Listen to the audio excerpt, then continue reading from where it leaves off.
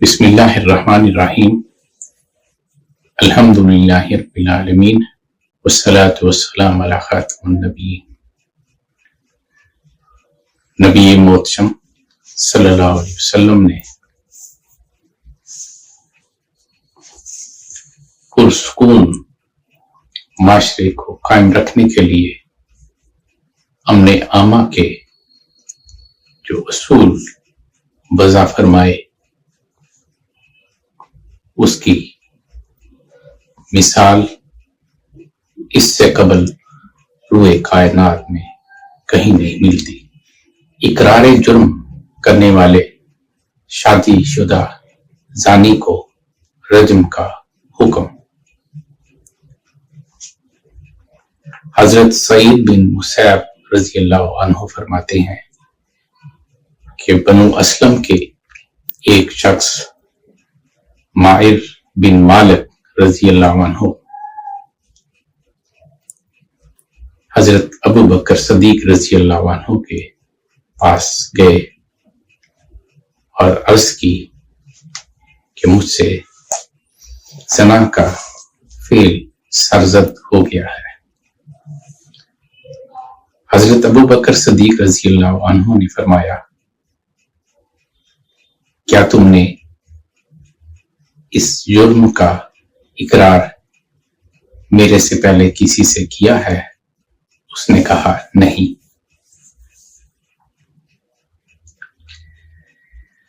حضرت ابو بکر صدیق رضی اللہ عنہ نے فرمایا کہ اس کا تذکرہ کسی سے نہ کرنا اور اللہ سے توبہ کرو، اللہ توبہ قبول کر۔ وہ شخص معر بن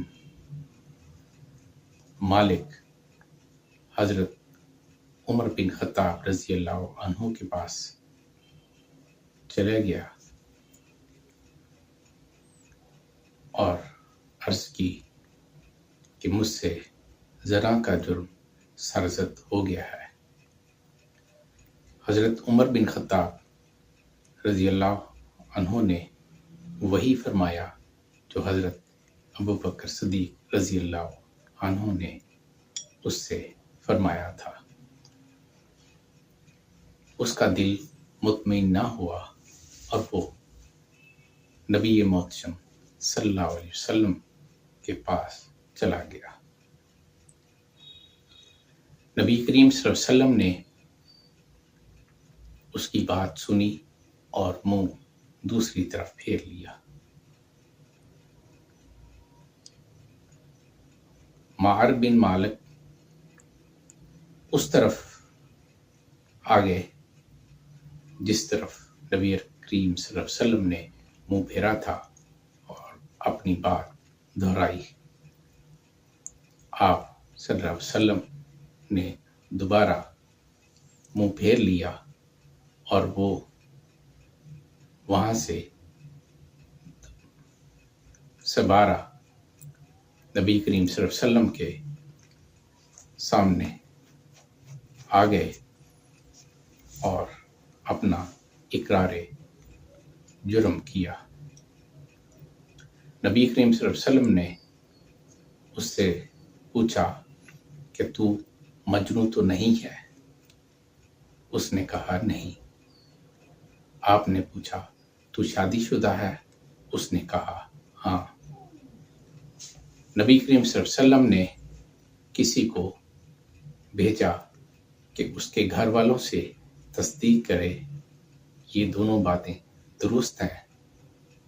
گھر والوں نے ان دونوں باتوں کی تصدیق کر دی۔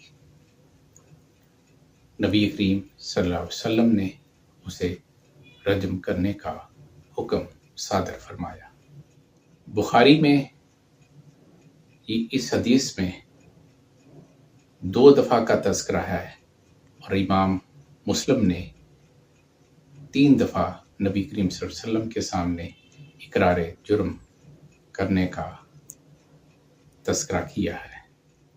جب اسے رجم کیا جا رہا تھا تو وہ بھاگ پڑا، بالآخر اسے پتھر مار کر مار دیا گیا۔ ایک حدیث میں ہے کہ نبی کریم صلی اللہ علیہ وسلم نے اس واقعے کے 3 روز بعد صحابہ کرام کی مجلس میں فرمایا کہ مائر بن مالک کے لیے دعائے مغفرت کرو۔ نبی کریم صلی اللہ علیہ وسلم اور صحابہ کرام نے مائر بن مالک کے لیے دعائے مغفرت فرمائی۔ آپ صلی اللہ علیہ وسلم نے فرمایا کہ اس شخص کی توبہ ایسی ہے کہ اگر ایک جماعت پر تقسیم کر دی جائے تو وہ پوری جماعت بخش دی جائے۔ امام زاروی نے